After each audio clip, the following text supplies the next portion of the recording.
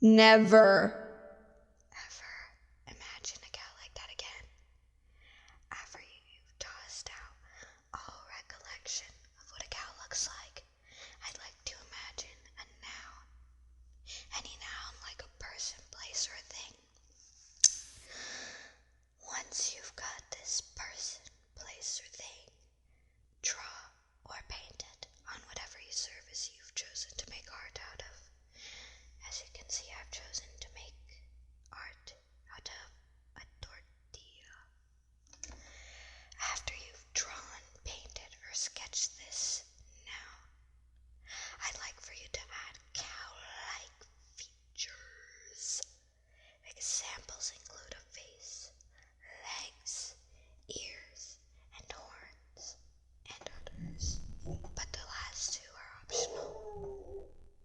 Finish putting a background or color in a signature.